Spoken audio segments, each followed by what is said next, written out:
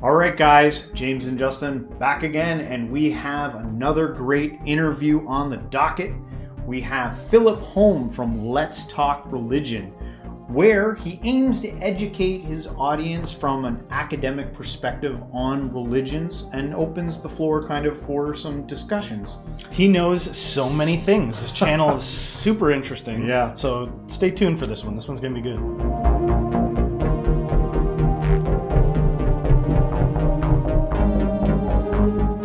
Okay, let's talk religion. Filip Holm, thanks so much for being on the show. I think maybe a good place to begin right here would be for our audience just to let them know a little bit about yourself and kind of where you're coming from with your Let's Talk About Religion channel. And even if you want to get into a bit of your music there, I can see all your instruments behind you there. Oh yeah, sorry if it's a bit messy behind me here. No. Sure. Thank you guys so much for having me. It's a pleasure to be here. So like you say, I run a YouTube channel and podcast called Let's Talk Religion, where I try to cover all kinds of topics related to religion from an academic perspective. But I have a specific academic expertise and interest in Islam and Sufism. So there is a lot of content about those topics in particular. That's because that's my expertise. So like I mentioned, I come from a primarily academic background. I have a master's degree in the study of religions, sometimes also called comparative religion. I got my master's in 2018. And so that's basically the background that I bring to my videos. Trying to understand not just the characteristics of the different religions, but how do the practitioners of a religion relate to their religion? How does that figure into their identity and self-understanding? How has religion affected society historically and today? All these kinds of questions.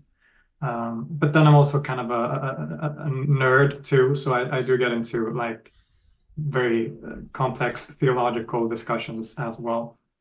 And yeah, so I'm also a musician. I do all the music for my videos. You can see the instruments behind me here. I've done music for a lot longer actually than I've done Let's Talk Religion or even studied religion actually. So that's one of the things that was so beautiful about starting this project is that I think I've always had an interest in like mythology and religion and philosophy and history and all these kinds of things. I would be fascinated by ancient Egypt when I was a kid. And in high school, so I'm getting to that. I studied film actually in high school, or the equivalent to high school in Sweden. And one of the short films we made was basically just a conversation between a psychologist and a patient, and they were talking about religion. So already at that point, it was clear that I was like thinking about these things. And music was already a part of my life at that point, and I've been playing music. So when I started studying religion academically, eventually something clicked for me where it was like, but I have this background in filmmaking, and I've studied filmmaking, and I now have studied religion. So it kind of came together very beautifully that I was able to apply or sort of employ both of those interests and backgrounds that I had, and then also the music as well in making the music for the channel. So I started rambling, sorry, but that's just very shortly. Basically, what I do is that I focus primarily on public education through Let's Talk Religion, trying to increase religious literacy. It is the sort of the agenda, because I feel like religion is a very important topic, something that is very important to a lot of people, but also something that people often misunderstand and are uninformed about, especially other people's religions. And I think in order for us to have good conversations with each other about religion, about who we are and the way we view the world and how we are supposed to interact with each other, we need to understand each other's core beliefs and religions too. So absolutely. Yeah. It seems like you're breaking down some walls with the content that you make, because it's difficult when trying to understand another culture, another belief system.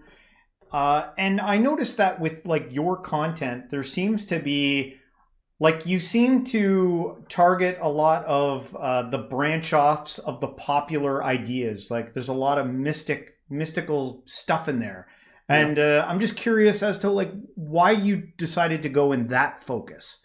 Like why? Like because there's a lot of the Sufism there, you know, the Judaism, Kabbalah stuff, Gnostic Christianity. What drew you to that?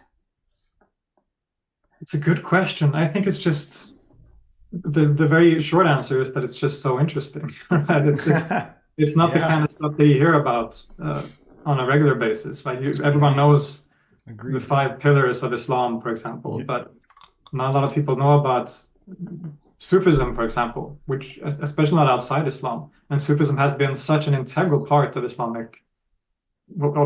historically, right?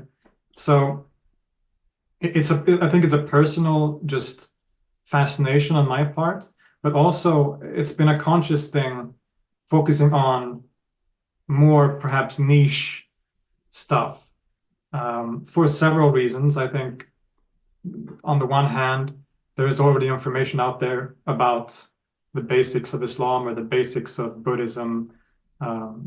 Crash Course is doing a series now about religions where they cover things more broadly. And so I did feel like these more obscure religious traditions, like the Druze faith, for example, or the Mandaeans or Gnosticism, like you mentioned, these are topics that aren't that easily accessible and yet are very interesting and also very important for the history of religion. Zoroastrianism, I made a video about that in earlier this year, which is a religion also that is not that obscure, but relatively obscure at least compared to many other religions. And yet it might be one of the most influential and important religions in history. So I think that was a conscious thing, a conscious decision that I made, especially early on in the channel. You can see that I mainly focus on, like I did a video on the Jews and the Alawites and the Mandaeans, etc., and Sufism. I think also because another reason why I think I focus on that stuff is because making a video about Hinduism is like a hopelessly enormous undertaking. It's because it's so complicated, or Buddhism, or whatever religion it is. So I think the approach that I've taken a lot is focusing on specific, I don't like the word sects, but specific movements or schools, or sometimes even individuals that represent the religion as a whole. And so we can look at a Sufi like Ibn Arabi, who I've made a lot of videos about on the one hand, and then I made a video about Ibn Taymiyyah, who is sometimes seen as like the anti-Sufi, right? And so by looking at these individuals who all represent Islam, right, we get a better understanding of the religion as a whole, because a religion is nothing but the people who perform that religion, who make that religion what it is, right? So yeah, I think that's, maybe that doesn't answer your question, but oh, it does. Yeah. I think it's so important in this world where we're ever increasingly connecting with each other on this planet, to one, have somebody like yourself that's got all the knowledge that you do because you know so much, and then two, part of what you're saying, like what came to mind was like mining for novelty, like mining for, just simply put, it's interesting stuff like that we didn't know. But everything that you know, why is it good to go out and find something unique? Because it increases, you know, it brings more knowledge to the overall picture. All this information that you have the ability to mine for now. You can mine for novel concepts and things that weren't known because of the internet and the ability for us to research now. Yeah. I was curious about this one aspect, this open-mindedness aspect, because I don't think you could do what you do without a certain level of open-mindedness. Because I'm sure with doing some of your study, it's gonna make you think about your own belief systems. Sure. You know, where exactly do you stand on any position in particular throughout the study? In terms of my personal like beliefs, so Yeah. that's the difficult question. Yeah, no, it's in progress still, and it's probably going to be in progress for the rest of my life. I still don't feel like I don't subscribe to a particular religious tradition. I don't call myself Christian or Muslim, but certainly, like you say, studying all these different traditions, they inform the way that I look at the world and continue to do so. So sometimes I think, you know, it is I mentioned I come from an academic background, but to claim that as academics, if I can call myself that at the moment, but that we're not interested or drawn to these topics on a personal level would be, for most people at least, not true, right? I think that's one of the things that draws us to study religion, because if we're not personally invested in the questions that religions raise, then we might as well just be sociologists. Why didn't we study sociology? Why did we study religious studies, right? So there's something about that fascinates us. And I've always been the kind of person that definitely have these, as everyone does, but have these thoughts and have, you know, certain experiences that transform the way we understand ourselves and our place in the world. And again, studying religion definitely helps in a sense, inspire and sort of help me sometimes take a step back and see where do I stand personally in terms of these things. Sometimes it also confuses things even more, because you say I'm open-minded, and I take that as a compliment. Thank you. But I also, the backside of that is that I kind of believe in everything. Any topic that I study, when I'm studying it, I sort of I always try to see it from the perspective of the people in that tradition, right? And when you do that, you see the beauty in all these traditions, and that can be very useful for your own identity and understanding. But it can also, I don't want to use the word confuse, but it can make things complicated. In all your, if you don't mind me squeezing in a question here, in all your academic research and studies, have you come across anything that's like shocking, or have you what is the thing that comes to mind where you're like, man, I really want this to be known. Like, everybody should know about this. Is there something that stands out as like particularly intriguing in all this stuff? You know, cross religion. I don't know about shocking, but I think one of the main things, one of the most important things in the study of religions is the first thing that we learn, basically, and that anyone learns when we study the topic, is that religions are internally diverse and that they always change over time. I think that is like the fundamental perspective that one needs to keep in mind, is that there isn't a Islam or a Christianity. There are always going to be, sometimes people say there are as many versions of Christianity as there are Christians in the world. That's maybe overdoing it a bit, but I get it though. Yeah, because everyone, like I mentioned before, a religion is made up of people who create that religion, who perform that religion. Without the people, the religion doesn't exist, right? So people are what makes a religion what it is. And people change, and people will bring their own perspectives, their own backgrounds, and that will shape their religion.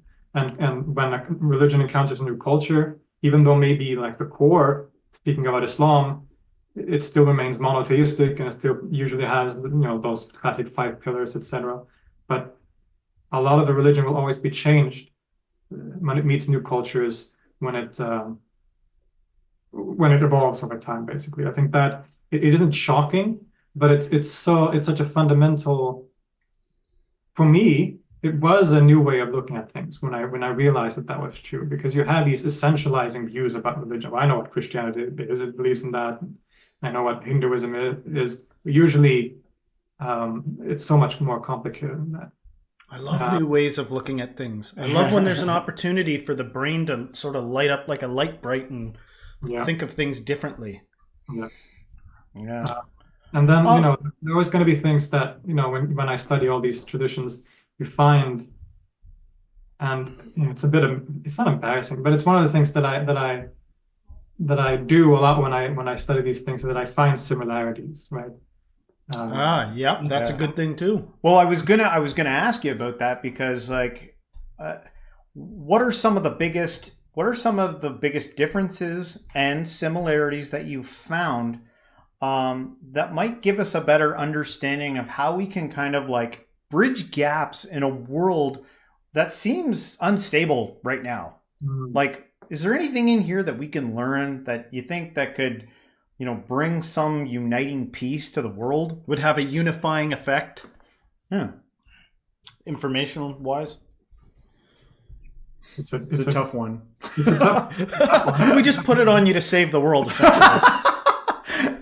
I'll do my best. No, I mean, starting off, it's very important to realize also that religions are very different, and that we bring our own preconceptions and perspectives with us when we understand different religions. A classic example I like to bring up is when we compare Christianity and Islam, for example.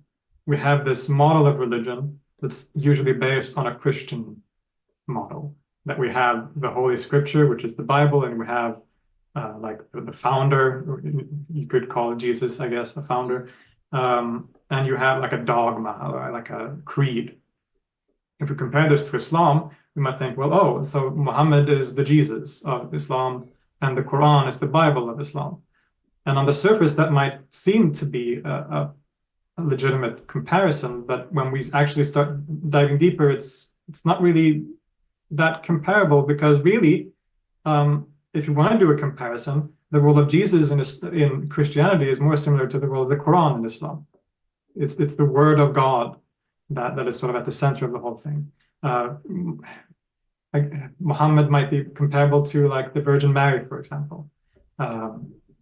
We shouldn't perhaps make those kinds of comparisons, but just to show that often we project our understanding on things and we see similarities when actually they can be culturally unique and very different from each other.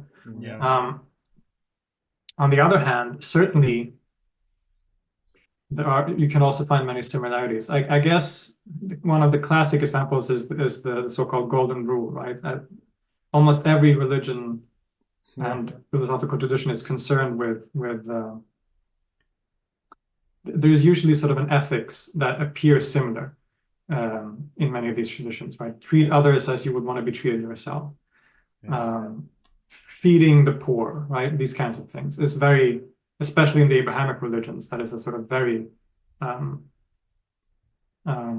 well, I think it was Confucius that I feel like I heard a quote from him that sounded very similar to the golden rule that Christ said. And Confucius was way before Jesus, wasn't he? Yeah. So I think like 400 BCE, I think is the... Yeah. It's a powerful quote, because like, imagine that probably could heal the world if we actually could embody some of that. Yes, you know. I agree. And it seems simple, and it is, I guess, if you really boil it down, but it appears that it isn't perhaps as simple as one might think, looking at the way the world works. But I did actually a lecture. This was 2 years ago, when I was asked to do a lecture about the meaning of life according to the Abrahamic religions, which was a difficult task, obviously. But in the course of preparing that lecture, I actually found a kind of a thread that ran through them all in a certain sense, which was this concern with, and I divided it up according to 3 layers, which was based on a model in the course that I was lecturing poor, but so it was the personal meaning, social meaning, and sort of transcendent divine meaning. In that the personal meaning is for us to, in very crude terms, submit to the will of God. But what does that actually mean? That means to submit to something higher than ourselves, higher than our own egos, basically. To not gratify ourselves and our egos, but to see some things from a larger perspective. And then you have the social part of that, which is, well, what does that mean practically? Well, that means looking away from yourself and towards others in your community, and loving your neighbor, as Jesus says, for example, which is also another thing that we find very common thing. Loving your neighbor in different forms is also something that comes up. Giving to the poor and the needy, taking care of those around you, loving your family, your friends, etc. Wanting for a better society, in a sense. But why do we do that? What's the meaning behind that? Well, on a divine level, and this is where it gets a bit mystical, in that we have in the Kabbalah, for example, the idea of the Sirot, which is a kind of mirroring of this world in a sense, and that the things we do down here affect the divine world. Similarly, in Sufism, you have in the school of Ibn Arabi, the world is the manifestation of the divine attributes. And so the world is sort of not perfecting, because God is perfect, but you are sort of accomplishing God's divine being by performing the divine, the imitatio Dei. This is Latin for imitating the divine, right? You are, by not being selfish, by helping others, you are imitating the divine mercy, and thereby you are completing the whole purpose of creation. Manifesting it, really. Yeah. Manifesting and making it actual. Exactly. That's a very beautiful way to put it. And so, at least in this case, in this lecture, this was something that I found, in some ways at least, very recurring in both Islam, Christianity, and Judaism. And I think that can be said for a lot of other traditions too, is that religions have this tendency of grounding yourself in something greater, right? In something that is divine. It doesn't have to be a god, right? Buddhism can have gods, but it doesn't have God as a fundamental aspect of its teachings. It doesn't need God, let's say, but it still has a grounding in something that is real, something that is true, and to act and to manifest that truth in the world, which often takes very similar forms in terms of turning away from the ego. The ego is often seen as destructive, and instead working for the betterment of your neighbor. That's one of the most fundamental similarities that I find in many religions. It's weird. For some reason, in the midst of this, I don't know how relevant it really is, but the thought came to my mind that it's a good saying that do unto others as you would have done to you. And, like the golden rule is like a nice thing that I feel like many people would be like, yeah, that's good. Let's treat each other the way we want to be treated. But the unspoken part of it is like intelligent people add a little part secretly that's like, well, do as I say, not as I do. Like, this is I want everybody to treat each other, but, that's not really how reality works. And for the greater good, I might lie to you. And for the greater good, I might do this. There's like a paradox there that's not spoken of, which is, well, there's a good reason why everybody doesn't just treat each other the way they wish they would be treated. Like there is a reason why that doesn't happen that goes unspoken about. I just wanted to throw that into the mix, that wrench into the flow of thinking here. See what everybody thought. If I'm understanding you correctly, you mean that like it's more complicated than what. Right, because if you tell a human that, like we disseminate this wisdom to the people, treat others, let's follow the golden rule. There's going to be a percentage that are just going to be like, yeah, I believe that, and not do it. There's going to be a percentage that, like, there's a reason why it wouldn't work. There's a reason why it just doesn't happen. Yeah. And what are those reasons? What is the reason behind that not, being like a neat and tidy solve to the problem? Yeah. Hyper complex. It's like the rule's more of like an aim shot, and then what we see is the evolutionary steps to get there, I guess, right? We're like kind of growing, we're trying to get there, but we're so far behind, and it's so nuanced, so complex, so regional, so everything. Yeah. I mean, I think a lot of it comes down to, this is simplifying it, but I think a lot of these troubles come down to the ego, right? Mm-hmm. Just this understanding that we have of ourselves and wanting to gratify ourselves. And the ego is such a difficult thing to not listen to, right? Because it's sort of all consuming. This is why the mystics do all these incredibly difficult practices, like ascetic, like they live in a cave in the mountains, because everything in this world will just feed the ego, right? So this is the sort of perennial struggle that we as humans have, is that we have this self, this ego that our whole universe revolves around. And as long as it's almost like we need more not like egoless examples to draw from or something. Sorry, I interrupted you. Go on. No, I agree. I mean, that's why many of these figures in history can be so inspiring, right? Because we see, even though I would argue no one's completely escaped from their ego, because that's impossible. We need the ego to, look before we cross the street, so we don't get, killed by. Who's talking otherwise? Yeah, exactly. But yeah, no, it's a difficult thing. It's so fundamental to the way we understand ourselves. But I don't think, and this is also important in that a lot of the mystical traditions, we talk about annihilating the ego. Usually, after annihilation comes returning to the world. So the end goal is not annihilation. The annihilation of the self is a way for you to get perspective on yourself. It's like, oh, this thing that I thought was the whole universe was actually an illusion. And now I have to come back with that knowledge and figure out, or by that point, I hope they would already know how to understand the world from that new perspective, which would in that case perhaps be more let's be more compassionate. A question that comes to mind is like, how would a room full of egoless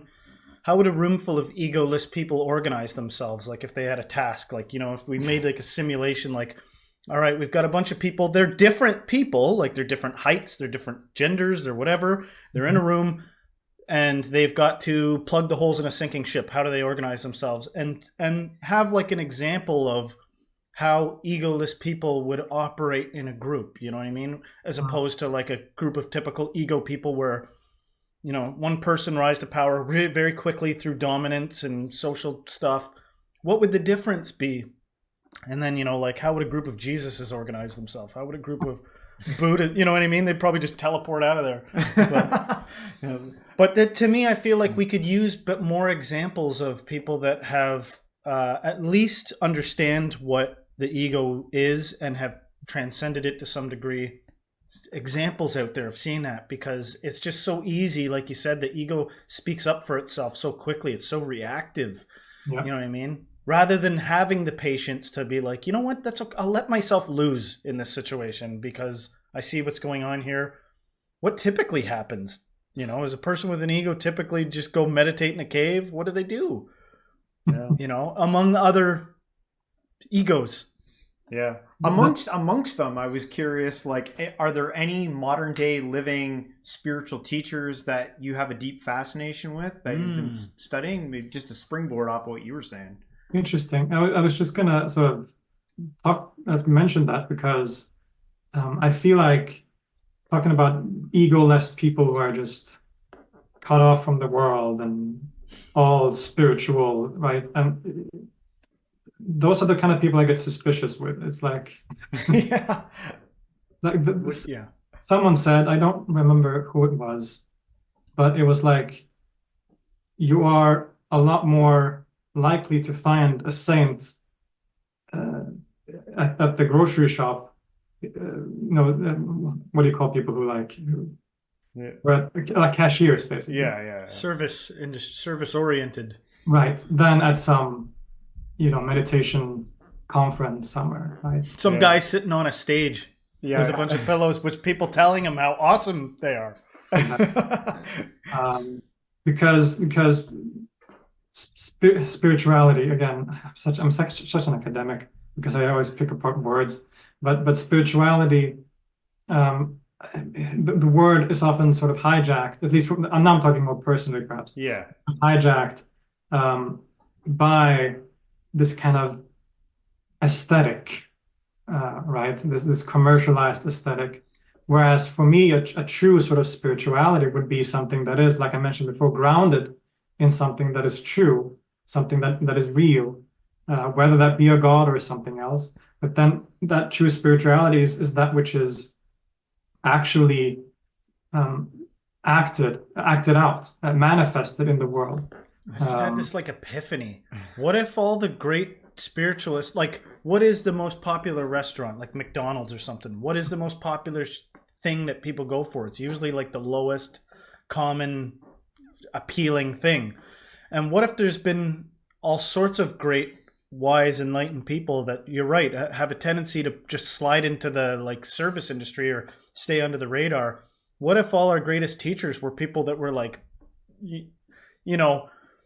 couldn't handle being served, you know what I mean? They're kind of enlightened, but they also are ego-y enough that they're like, I'll let you worship me and follow me around and create a religion around me. Like, what if we're getting the McDonald's of truth because that's all we can handle? You know what I mean? Like, I don't want we should talk to the people that are quiet and unassuming. I don't know. Yeah, I think there are enlightened people all around us and we don't realize it.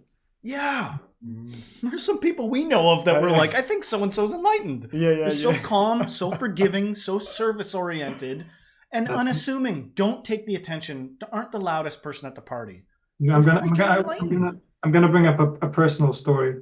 A couple of years ago, this was many years ago, I was studying all these things. I felt like I was arrogant in a certain sense. I felt like I know a lot about religion and philosophy and what the world is like. And I felt like my mother, bless her, she never educated herself beyond, standard like high school, whatever. So there was this part of me, even though I didn't recognize it myself, that I think I felt like I was better than her somehow, that I was like smarter, or I was more intelligent than her. And then one evening, we were at our sort of summer cabin, and I was lying in the sofa and I was looking up at the ceiling. I started thinking about this and I realized this woman has taken care of me and my brother for our whole life. She gave birth to us. She fed us every day. She always made sure we had clothes on and a roof over our head.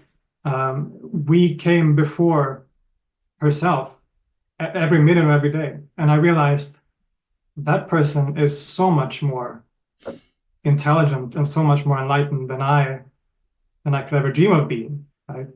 And that was very emotional for me. I remember I just started crying, and it was a very profound moment in realizing that true spirituality to me is those kinds of things. It's like taking care of your children, or helping your elderly grandfather go to the bathroom, or It's amazing.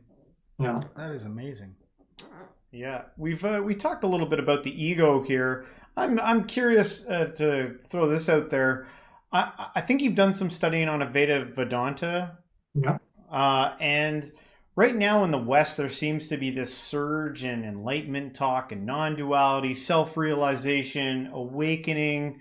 And I'm curious about like your thoughts on that and how it fits into the kind of like the mysticism and the religious aspect of what you're doing, because this popularity, I'm seeing it everywhere. It might just be social media spitting right back at me what I'm fascinated with, because I am interested in like awakening and non-duality, self-realization, which is a term that seems to mean something different for a lot of people out there. Yeah. But what are your thoughts on that? On Advaita Vedanta specifically, or more just? Well, just you can take it anywhere you feel comfortable with, the whole new non-duality thing, how it's kind of seeped into the West. It's definitely, it's not just your algorithm, I would say. It's definitely something that's happening, and it's really been happening, maybe in waves, but like it's been happening since the early 20th century. We have the 60s, the hippie movement. That was a very important moment, yeah. But even before that, you had, around the turn of the last century, you had a lot of teachers from India, for example, coming to the West, coming to America, like Vivekananda, for example. He very famously spoke at, I forget, it was like a big conference in Chicago. I forget the name of the conference, but he held a speech where he presented Hinduism, but what he presented. We did a reaction to that video. Yeah. We did a reaction to it. It was a great speech. Yeah, it's a very good speech. But even from that moment, you started seeing the popularity of those kinds of ideas. And he stayed in America and sort of founded the Vedanta Society, I think they call it. Yeah. You also had Inayat Khan, who was a Sufi teacher who came in the early 1900s too. He died in 1927, and he brought Sufism, which spoke to a similar audience, I think. This was, at that time, I think, a moment in history where people were very much susceptible to those kinds of ideas, because you had certain movements appearing in Europe already in the 19th century, most perhaps influentially what's known as the Theosophical Society. I'm sure you've heard about that. This was a movement founded by a woman called Helena Blavatsky, which, in very broad strokes, sought to find the kind of perennial truths that were hiding in all the different religions of the world. They had a specific, perhaps leaning toward Indian religious traditions like Buddhism and Hinduism. But their idea was that there is this hidden esoteric truth in all these different religions, even Christianity, even though they were critical of a lot of Christianity. And this was a very influential movement in the late 19th century. It influenced thinkers, artists, writers, philosophers, and not a lot of people. Well, it's a famous movement, but it should be more famous given how influential it actually was. And so it is at the same time that we see these teachers coming, like Vivekananda, from the East. And so it was, the West was ripe for these kinds of ideas. And then, like you mentioned, the 60s was another sort of boom in that way with the countercultural revolution. Today it's more difficult to say exactly. I think the growth the growth of social media, I think, might be responsible to some degree for these kinds of ideas being able to be spread in the West. To answer why it seems to be so popular, why people are drawn to it so much, that would be irresponsible of me to try to answer, because there are probably experts who know more about that. But I think some people have argued that it might be due to some sort of like a response to what is perceived as a very sort of materialistic culture that we have in the West. Seems like there's such a... Sorry, did you want to... I just wanted to say, just to quickly spin off of what you're saying there, like, I think you're right about the materialism. I think...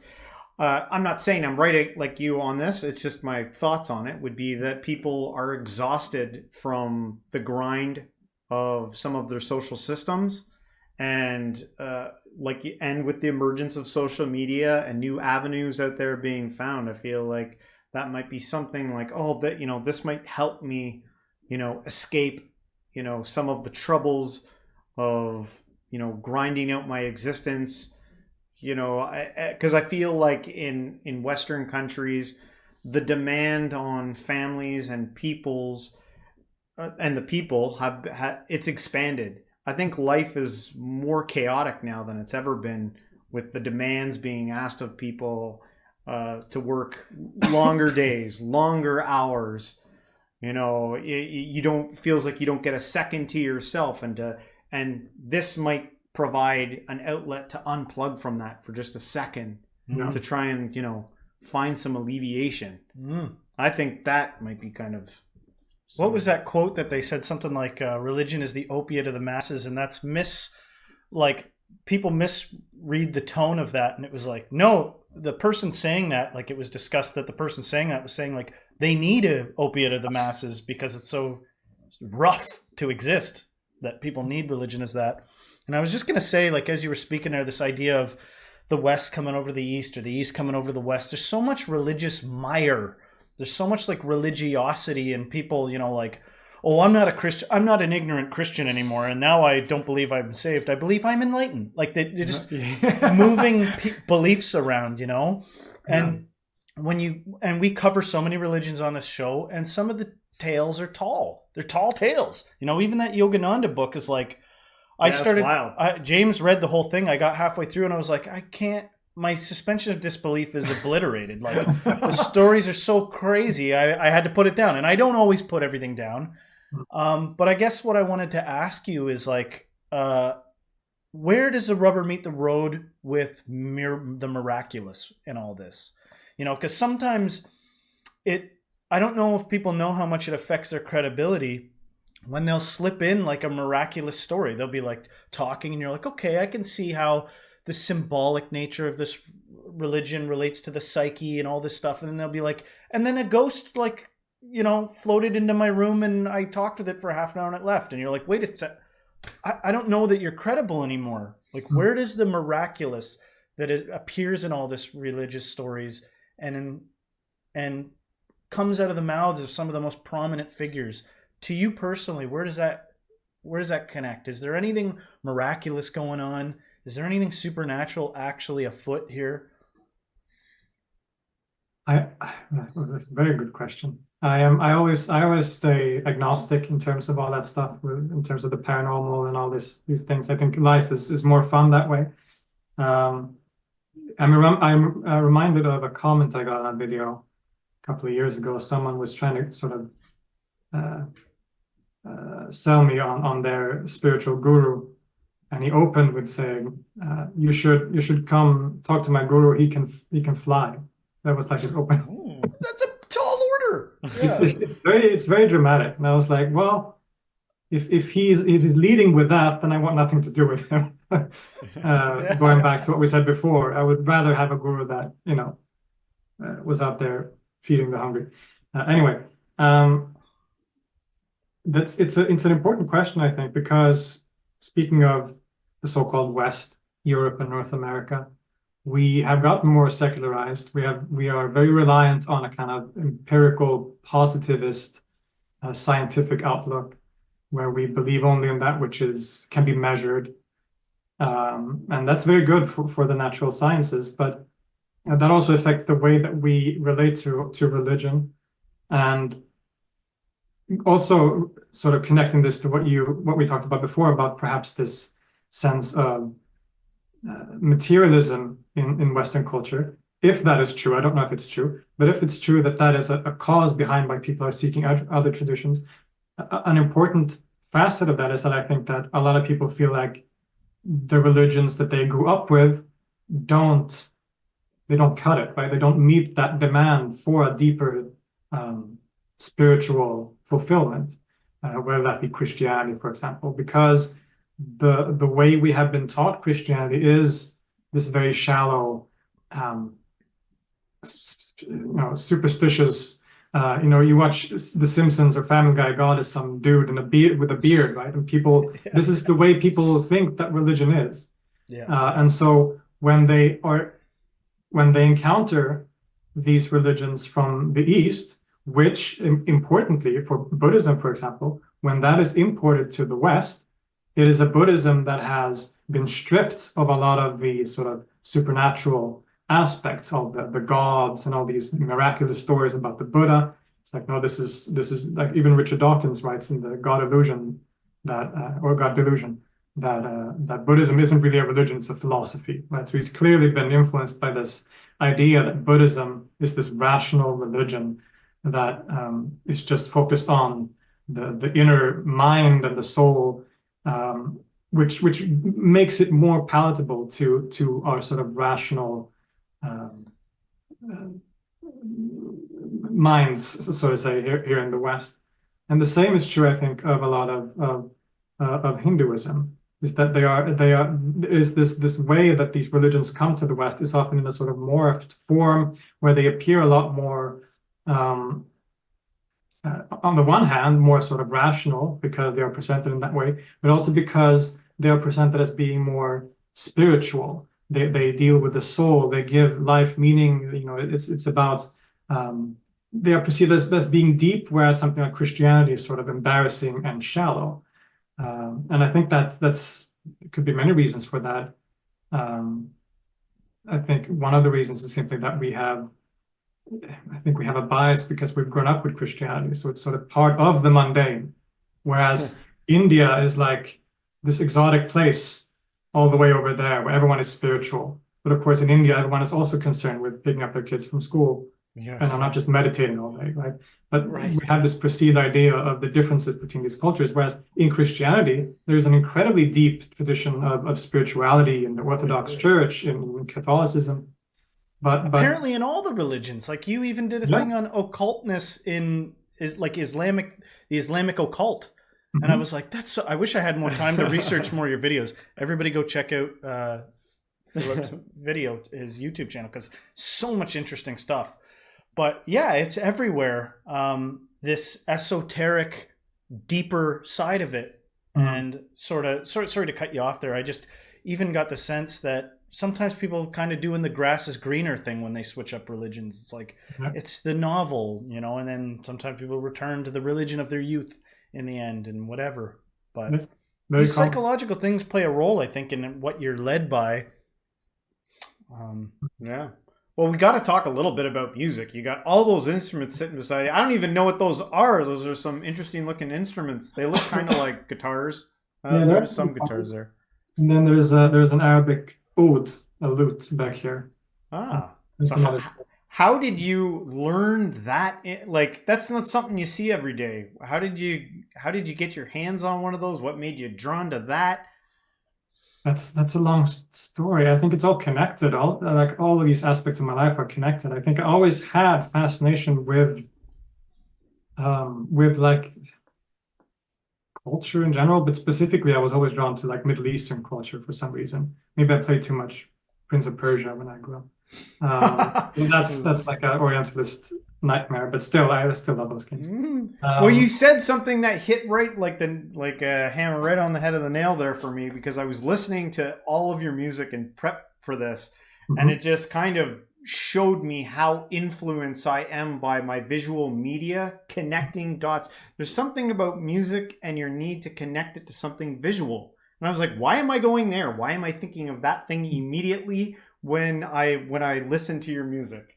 Well, that's good. It's good. I guess that my music evokes visual images. That's yeah, nice. But I didn't know. I didn't know if my images were healthy, because I felt like it was Hollywood and everything that I've witnessed in the movies. But I don't know if that necessarily is what goes with that music.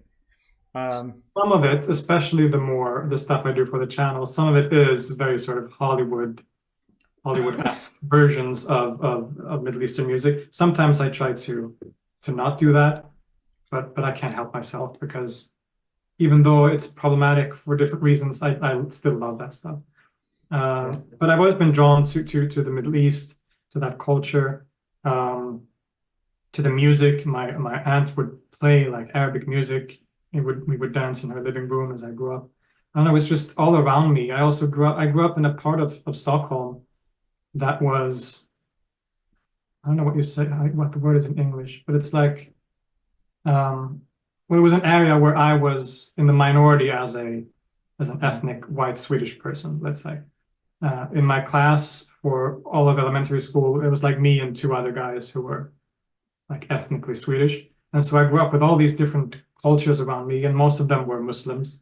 or from like Syria, or at least Iraq and the Middle East. So I had it all around me, and I always liked that stuff. I think I associate a lot of that stuff with my childhood, which could be one reason behind it. But then musically, I don't know. It's an interesting question, because it's just always been part of the way I listen to music. I started listening to Arabic music. We had like a CD of Arabic music that we would play in the car. It's interesting that there was so much Arabic music around me as I grew up. But also, even before I knew what Sufism was, I was listening to Sufi music. That's one of the reasons I got into Sufism eventually academically, because I had been listening to like Qawwali music, Nusrat Fateh Ali Khan, throughout all of my like teenage years. And then when I studied Islam academically, I was like, oh, this is what that is. It's like comes from this tradition. Anyway, Man, it seems like music is so powerful. Like, you know, over the ages, there's been certain types of music that's been like out, like you can't play this kind of music. It invokes a spirit. You know, remember years ago they would play like orchestra music to babies, like Baby Einstein, to influence how smart they were going to be. Like, if anything is arguably spiritual, it's like music is up there. You know, for sure. And it seems like maybe it influenced your path a little bit, all the exposure to that kind of music, and it's a vessel for, I think, actualizing the spiritual or the higher level stuff. For me, it's always been one of the key ways that I have connected to whatever you want to call it. You know, the real. Yeah, some people it's neat. Some people like, well, you can be more than one thing. But I know some people that are deeply moved by nature. Like that's where they go to connect with the divine, is in nature. And music's a big thing for me too. It's amazing the effect it has. Sometimes I actually have to like be careful when I listen to music, because it'll affect my whole spirit for the rest of the day, you know? It's very powerful stuff. Like even the old ancient Greek philosophers talked about music as being very influential on a person's like just character, and that you should avoid certain kinds of music. You should listen to particular modes and scales. Plato talked about that stuff, for example. It'll make me overdo it in the gym. If I'm listening to the right kind of music, I'll be like, I overdid it. I'm sore and sick now because I was too motivated. I mean, that's probably why like music is such a touchy subject in Islam too, because the Sufis use music spiritually. Like they have this ritual called sama, where they listen to music and they will enter this trance state. And this is one of the key ways that they can sort of annihilate their ego and experience the divine in some way. On the other hand, many other Muslims and Muslim scholars have completely forbidden music, or at least put certain restrictions on music throughout history, because the arts in general, right? Because they can't draw Muhammad. It seems like the arts are restricted in Islam, but it seems to still, even though there's so much like cut off there, it seems to still find its way in there. Like if you listen to the recitations, like for us, like they say it's not music. But like when I listen to it, I'm like going like this. I hear music, and their art. It's like don't draw this, but then you go into a mosque and it's covered in like, you know, these grandioso infinite patterns that are like, you know, sacred geometry on the walls or whatever they're doing. It's not technically art. Yeah, but it's not technically art. It's like, but it seems to be bubbling through. You can't stop it. Yeah, no, it's important to point out that there are different schools of law in Islam that have different opinions about figure representation, etc. But it's true that there have been certain restrictions on depicting human beings, especially prophets, as well as music, for example. But like you say, art will always, like they say in Jurassic Park, find a way. You'll find a way. Yes, art finds a way. Yeah, that's hilarious. So with your channel, Let's Talk Religion, moving forward, what can people expect? You know, like where do you want to see your channel going? Where's it headed? I've been thinking a lot about this. I want to keep doing what I'm doing, but I want to expand what I'm doing as well. You never know how long YouTube is going to be a viable platform, for example. It's looking pretty good so far, but I'm sort of considering the different ways that I can expand beyond just YouTube. And I've done some of that. I have a podcast, for example. I do sometimes live lectures. I am also on Instagram and TikTok, but I'm not as active over there. But in terms of the content itself, I've definitely been looking to do more documentary-like stuff. Okay. Like traveling. I traveled to Spain earlier this year, and I did some content there.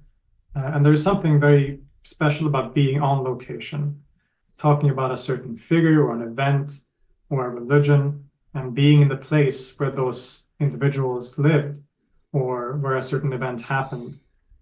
It not only for me making the content and just being interested in these things, but also for the audience. I think there's something a lot more engaging about seeing that stuff. So that is one of the main goals that I have, is to try to do more content like that. Yeah.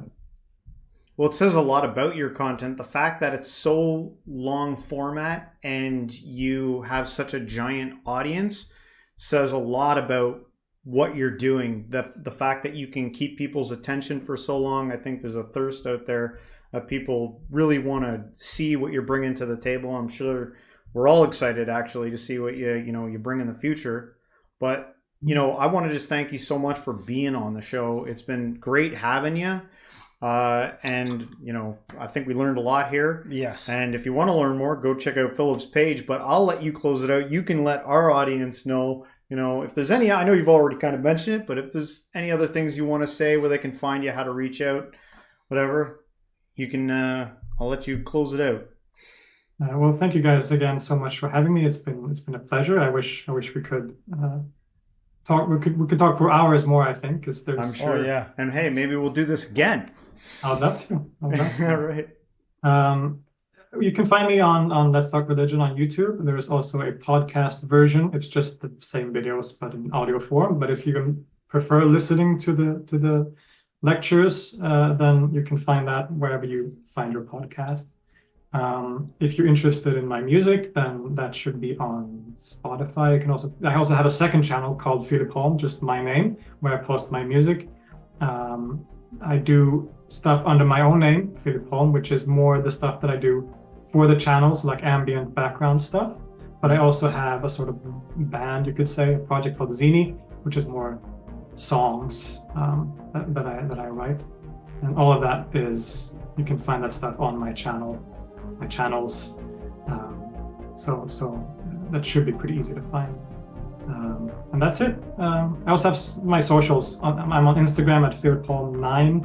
I need to change that handle, but also on TikTok under the same name. And that's it. Thank you guys again for having me. Awesome. Thank you. It was great.